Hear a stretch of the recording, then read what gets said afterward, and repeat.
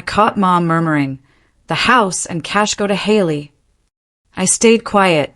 7 days later, Dad texted, "Inheritance is due." I answered, "Ask your favorite daughter." Do you ever look back at your life and realize the people you were supposed to trust the most, the ones you bled for, actually saw you as nothing more than a personal ATM? Because that's exactly the gut-wrenching truth I stumbled upon, and what happened next nobody saw coming. My name is Ryan, and for most of my adult life I was that guy. The dependable son. The trustworthy one. The fixer. If there was a family catastrophe, financial or otherwise, somehow I was involved. I had no idea how deep I was in, how much I'd given, what I'd silently swallowed to keep the peace, until I took a step back and looked at the last decade.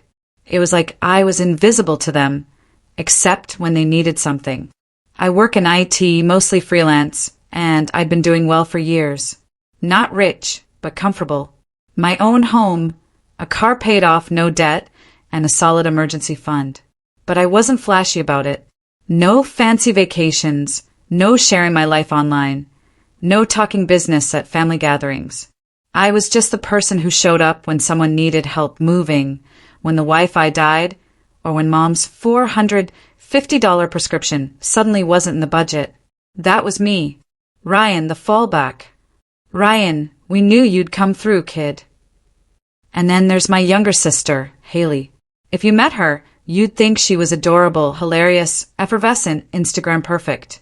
She's 33, hasn't held a real job in 9 years, unless you count that short-lived Etsy candle company where I designed her website and handled all her client returns. She still lives in our childhood home, driving a car they bought her, posting daily hustle and grind pics while sipping iced lattes Dad pays for. Yet, at every family event, the conversation inevitably revolves around her. Her aspirations, her goals, her latest artistic endeavor. I gave up expecting fairness from my parents a long time ago, but I didn't foresee what happened last summer. It started with an offhand remark. I'd swung by my folks' place to drop off a medicine Mom had run out of. Another last minute, "Can you help us out?" plea. I handed over the bag, ready to leave, when Dad asked me to check his laptop. Some updates weren't installing. Nothing major, I figured. I'd just quickly fix it and get out. As I waited for it to reboot, Mom and Haley were talking in the other room. I assumed I couldn't hear them. "She won't have to worry about money after we go," Mom said, quiet but clear. "The property and funds will all go to her. It is only right. Ryan does not need it." I froze. My blood ran cold. I didn't pay attention to the rest of the conversation. All I could think about was that one sentence. It is only right. I just sat there, stunned, until the update finished and the screen came back to life. I must have moved like a robot because I can't recall saying goodbye. I drove home in silence, my heart thumping against my ribs. It wasn't about the money, not specifically. This wasn't greed. It was something deeper. Like every quiet, hurtful, unnoticed moment of my life had suddenly clicked into place. All those years of being the helpful one, the dependable one, the family pocketbook.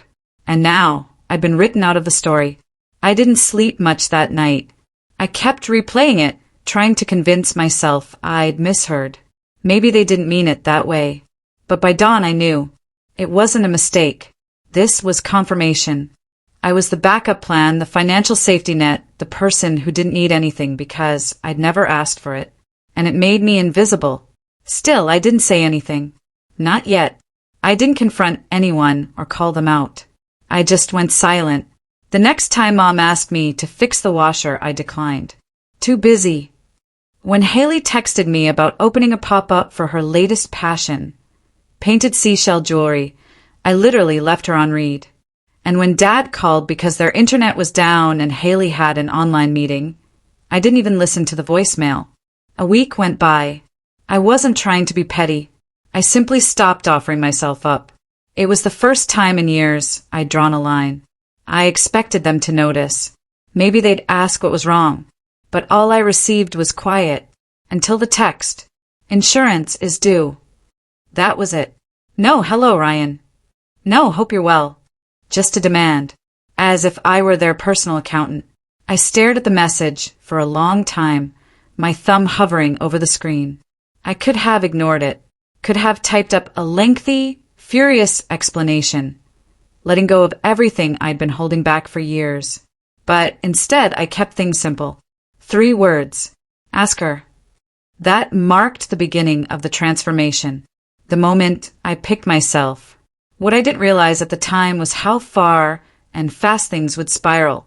Because when you remove the crutch that people have relied on for years, they don't attempt to get up. They panic. They lash out. And in my family, that terror manifested in a very unique and nasty way. My Aunt Diane made the first call. It concluded with a family meal I'll never forget. I didn't answer Diane's call the first time. I watched it ring, sitting on my couch, sipping cold coffee, pretending to check my email. But when she called again an hour later and left a message, I decided I'd at least hear her out. Diane has never been the meddling kind. She's Mom's older sister, blunt and sharp as glass. She's also the only one in our family who has ever seen past Haley's darling facade. Her voicemail was brief. Ryan, call me back. Something is odd. Your father has been talking nonstop. It's about the money. I sat bolt upright like I'd been shocked. I called her right back. Hey, she answered on the first ring. You okay? Yeah, I said. What's going on? She didn't waste time. I was over at your parents' yesterday, dropping off that space heater your mother requested. She said Haley's room gets drafty. Anyway, when I arrive, your father is in the garage with Chuck and Frank, drinking beers, talking crap like it's poker night in 1992. I knew where this was headed. My stomach constricted. He starts talking about how ungrateful children are these days, she continued. Says you've turned your back on the family, and you don't lift a finger to help anymore. I tightened my jaw. Of course he did. Then her tone changed, a low, frustrated growl. He says something that makes me want to hurl that heater at him. He goes, Good thing we made the right choice with Haley. At least we'll have one kid who takes care of us when we're gone. I didn't say anything. I couldn't. You okay? She asked softly. I swallowed hard. I'm fine.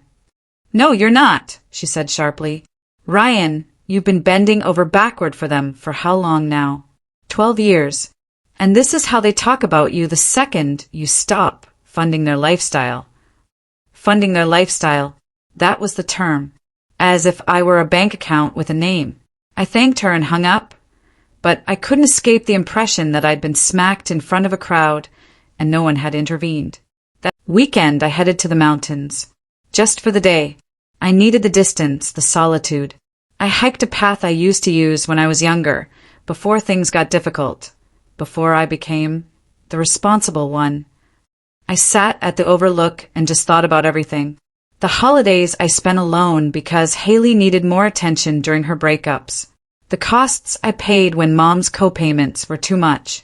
The laptop I got Dad 2 Christmases ago, the same one I'd just fixed after overhearing that conversation. I remembered lending Haley $2,500 when she said she'd finally gotten a position at some marketing business that turned out to be a pyramid scheme. She never repaid me. I never asked.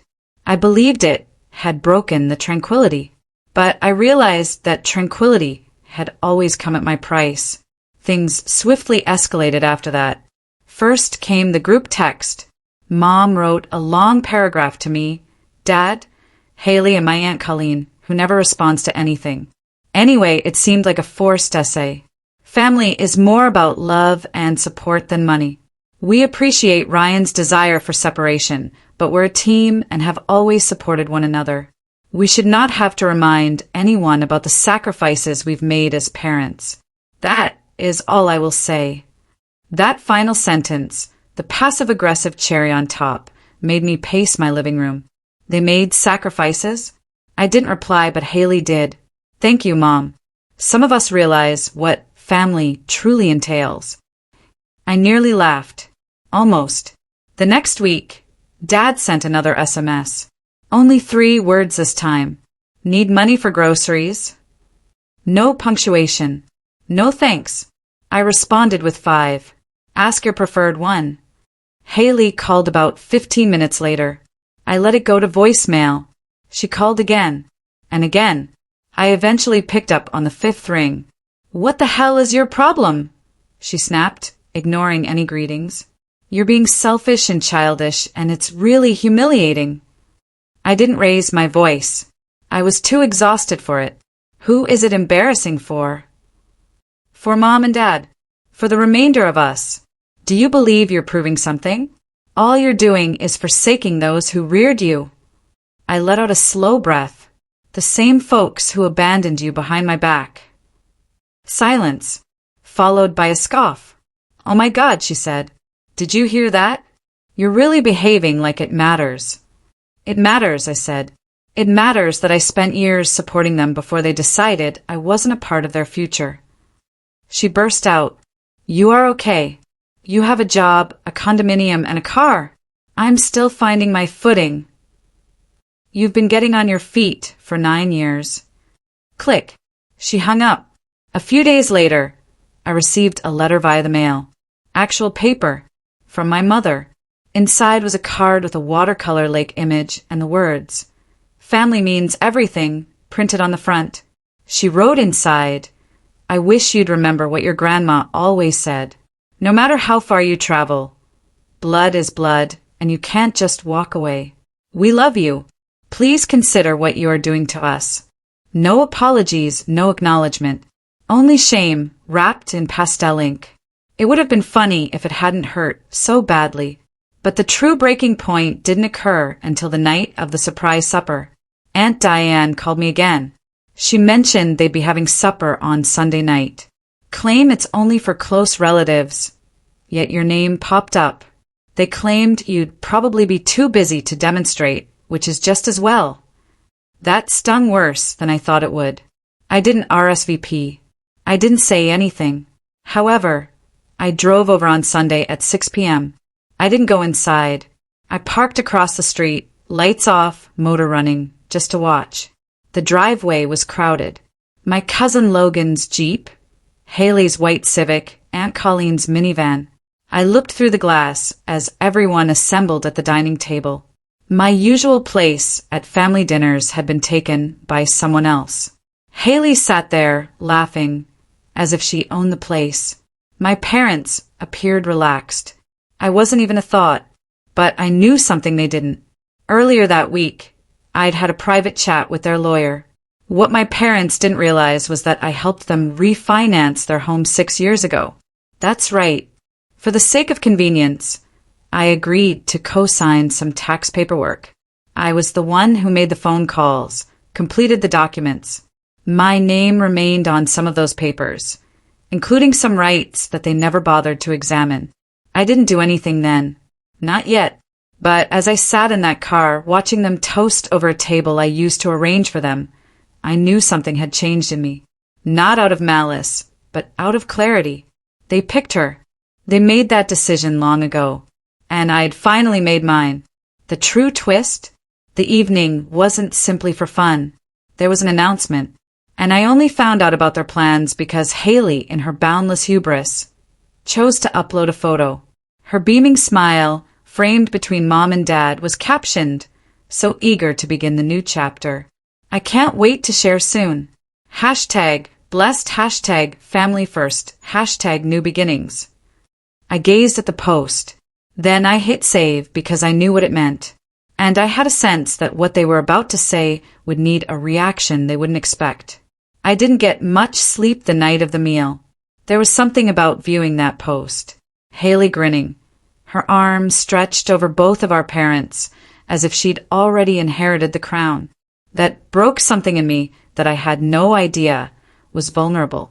I wasn't furious. Not anymore. This was the odd part.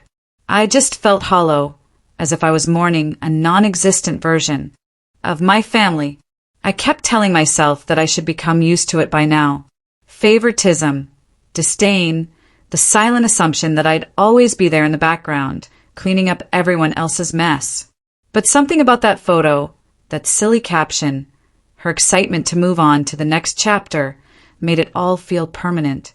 As if a door had closed behind me and I hadn't even seen the click. For the first time in years, I did not want to open it again. That next week, I turned inward. I stopped reading their texts, scrolling through Haley's manicured Instagram feed of candles, crystals, and brunch. I removed Facebook completely.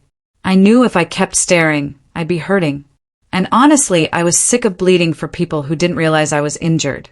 It was hardly a spectacular cleansing. I didn't toss my phone in the lake or make any public announcements. I simply, quietly disconnected. But solitude has a strange way of resonating.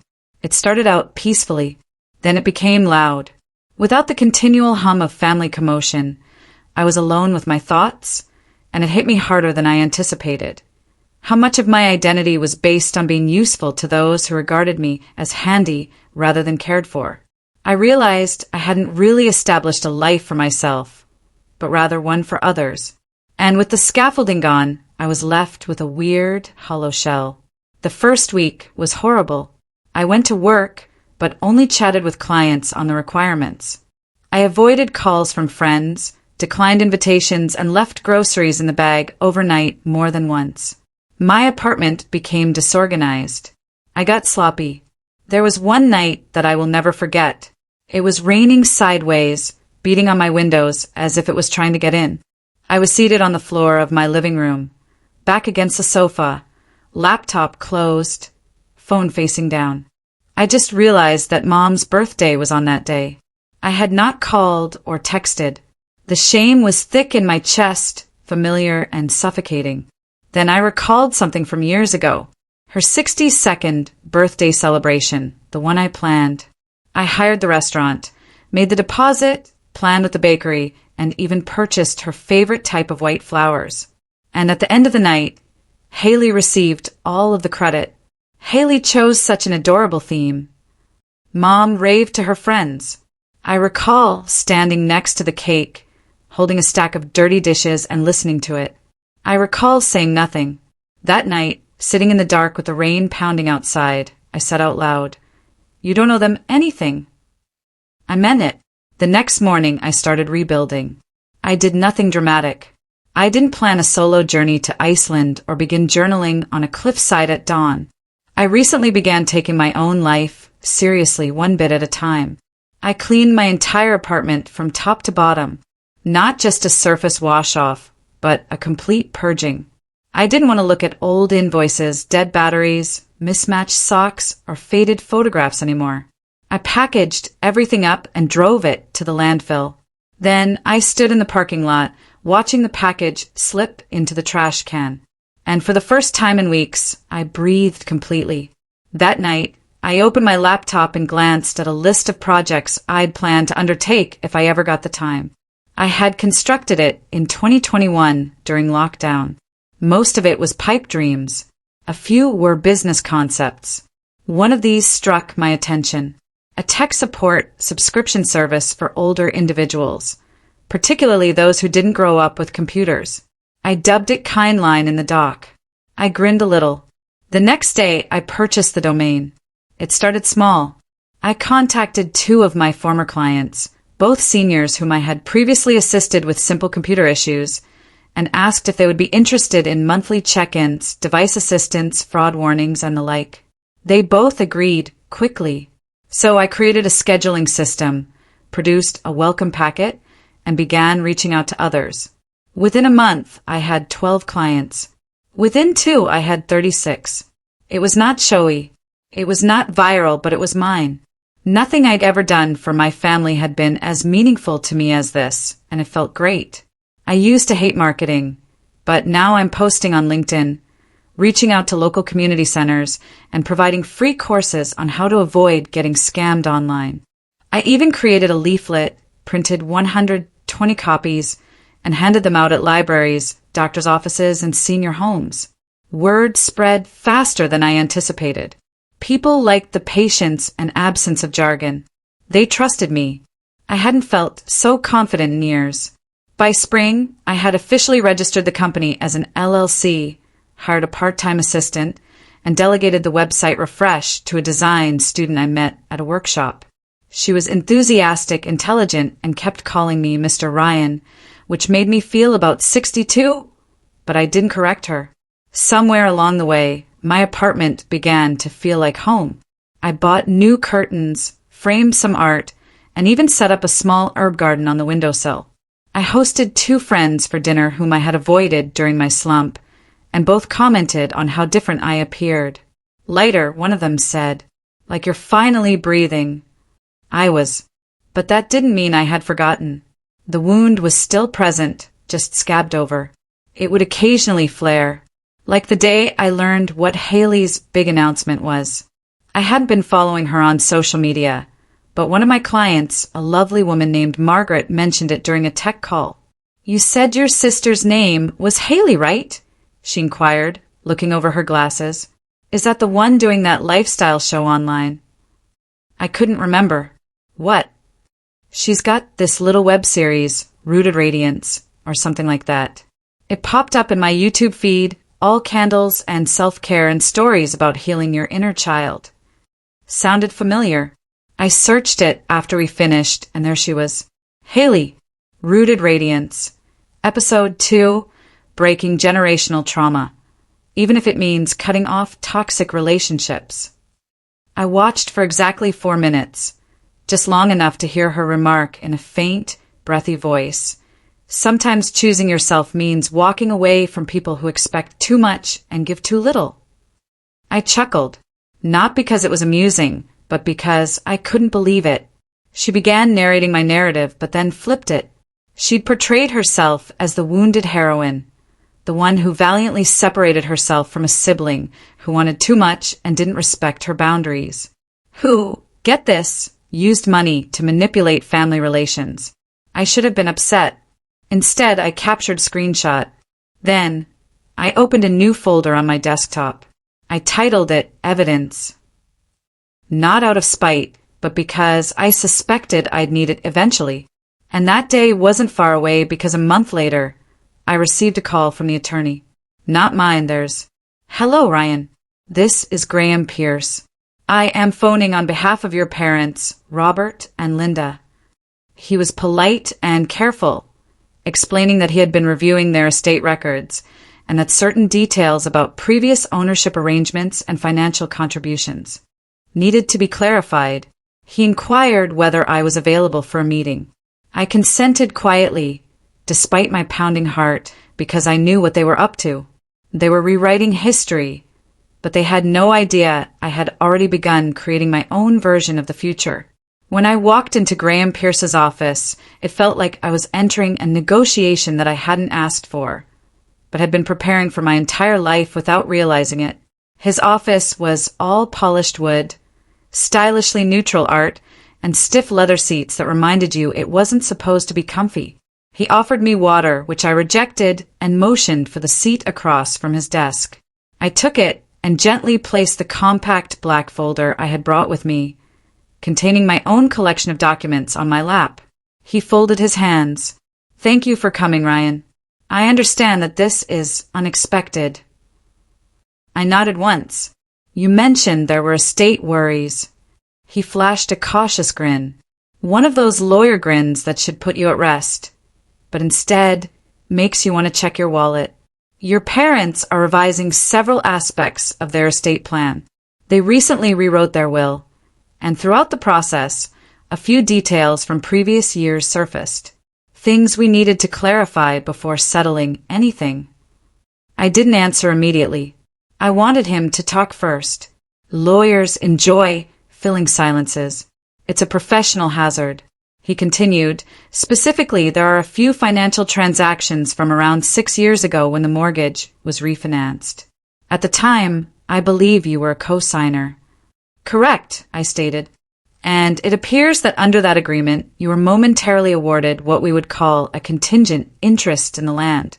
It was transitory, of course, but the title documents from that year show you as a co-owner." "That's correct," I responded again, opening my folder and placing a copy of the necessary title paper on his desk. "My name remains on file with the county. It was never removed." Graham paused. That knocked him off balance. He took up the page, looked it over and nodded slowly. Yes, this is what we discovered during our search. We were just trying to finalize the release. Your folks believed it had been taken care of. It wasn't, I explained gently. And I never signed anything waiving that interest. If they wish to transfer entire ownership to someone else, such as my sister, I need to sign off. He made another lawyer grin. This one was more stretched. Of course, this is all a formality. I slumped back in my chair. Sure, but if it's only a formality, I'm guessing there's no urgency. He hesitated again, and carefully said that they hoped to fix the issue before the house was legally transferred. There it was. The true cause. The supper. The caption. The next chapter. They were turning over the house to Haley. It was symbolic, but also strategic. The house was finally paid off, due in large part to my years of silent payments during the refinancing process. Transferring it now would lessen future probate issues and make it easier for Haley to hang on to it. And I was the final loose thread. One they didn't think could rip the whole arrangement apart. I grinned for the first time. So, if they want my signature, I'll also need a few things. Graham blinked. For example, I continued, I may receive backdated compensation for the closing fees I spent during the refinancing, as well as the property tax I paid for the next 2 years. I have the receipts. I placed a second sheet on his desk, followed by a third. And while we're at it, any documentation that my parents signed certifying that I was a financial contributor to the property. I'd like to put those in the estate filing, just to be cautious. He appeared to be a little worried now. That may complicate the present estate draft. I stood up. Then they'll have to decide whether it's worth the house. Thank you for the water offer. I left him looking at his papers. On the way home, I put the music up louder than normal. Not angry or sad music, but something with rhythms and momentum that made me feel as if the earth under me was finally mine. That was the day I stopped reacting and began planning. The initial step was subtle. I called a friend of mine named Tessa, who worked in real estate law. We'd known each other since college, and while we weren't close anymore, we still sent each other happy birthdays and "Did you see this meme?" texts. I told her I needed some advice.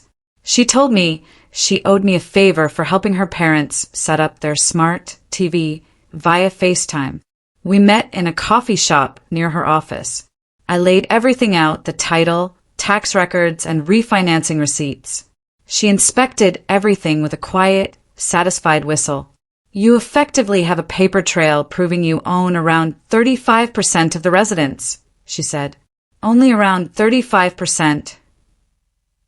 Well, theoretically, if your name was on the deed during the refinancing and you contributed to expenditures directly related to asset maintenance, you have a good case for partial equity, especially if nothing is signed indicating otherwise. I drank my coffee. That's good to know. She looked at me. You aren't going to try to push a sale, right?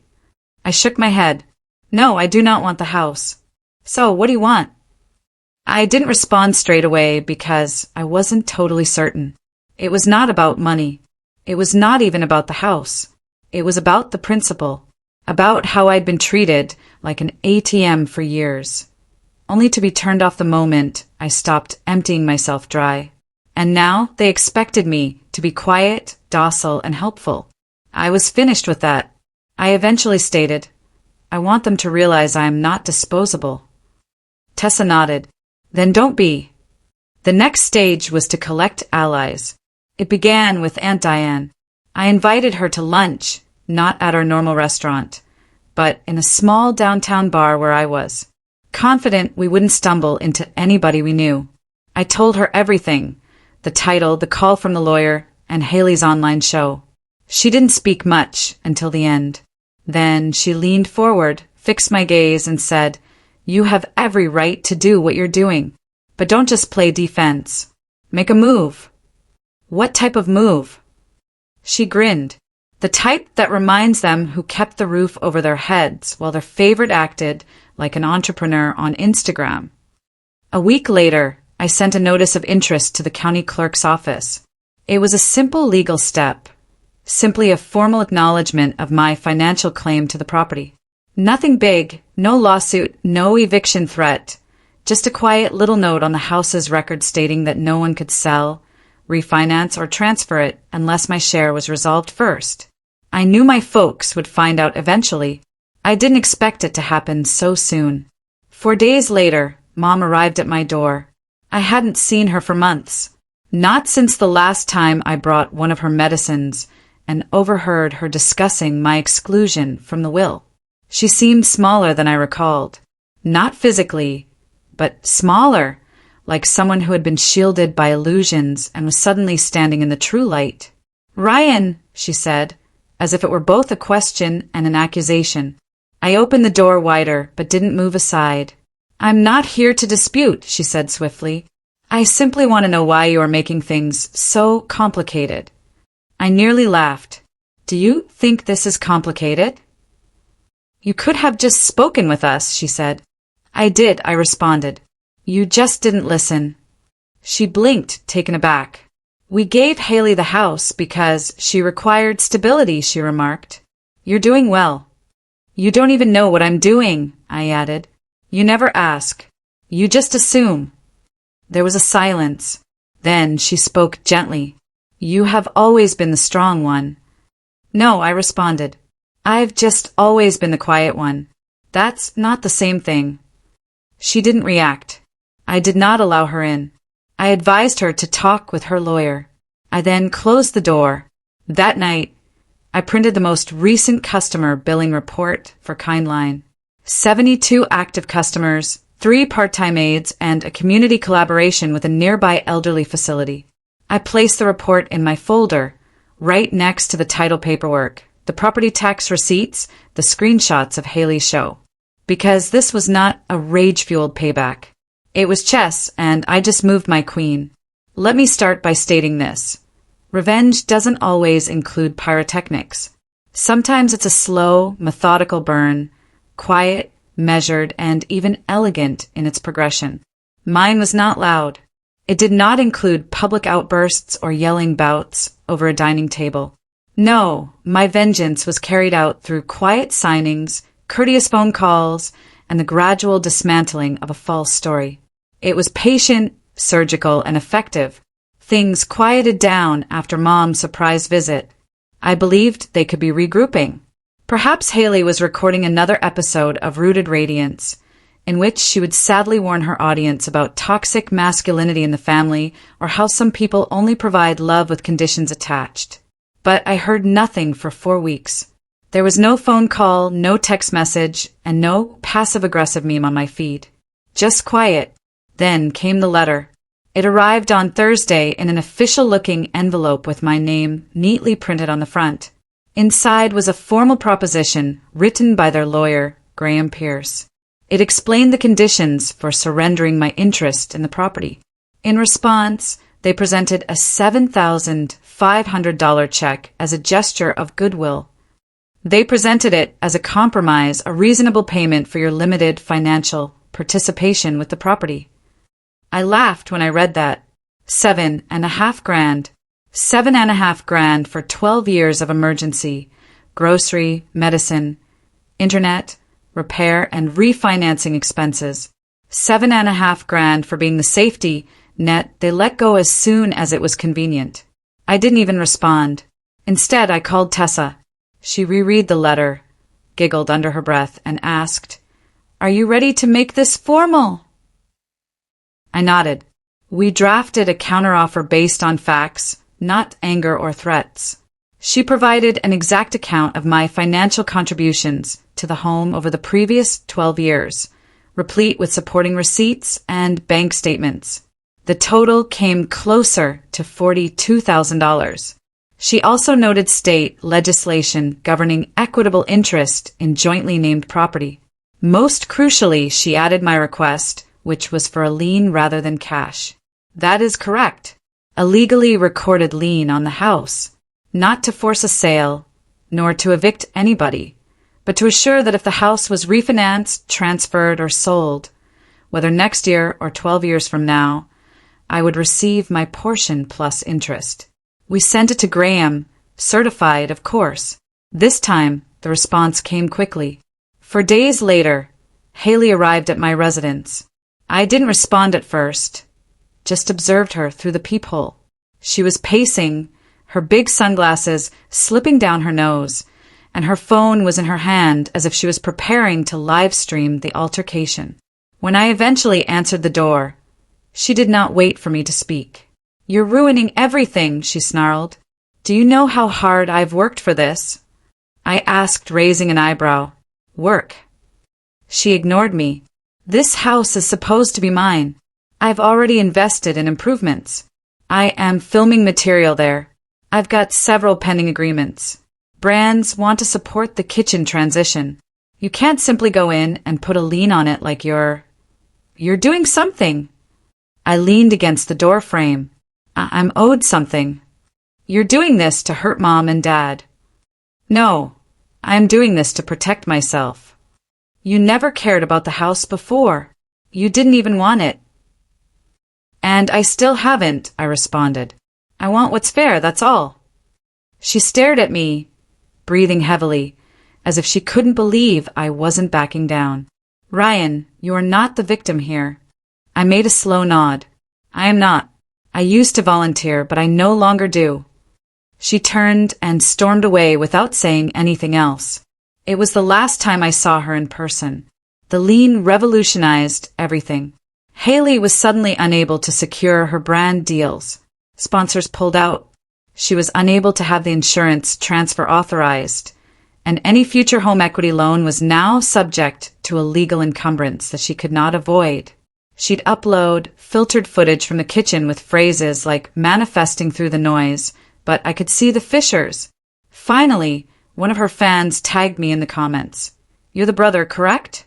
This entire situation makes so much sense now." I didn't respond.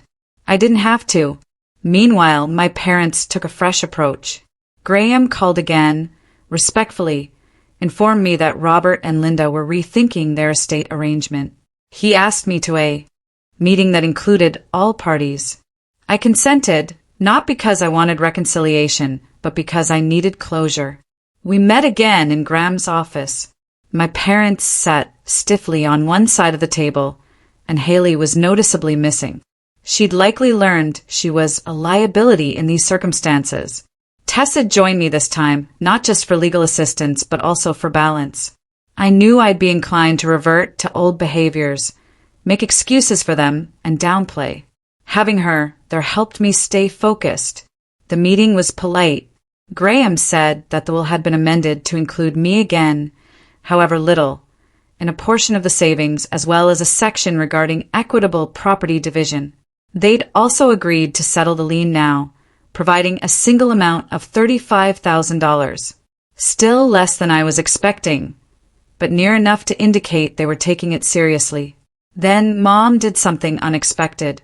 She spoke. "We did not aim to hurt you," she explained. "We assumed you didn't need us." I met her gaze. "I did not. I needed you to show me respect." She blinked, and for a brief moment, I saw something genuine flicker there. Not guilt, but rather the beginning of it. Dad didn't speak much. He seemed exhausted and smaller than I recalled.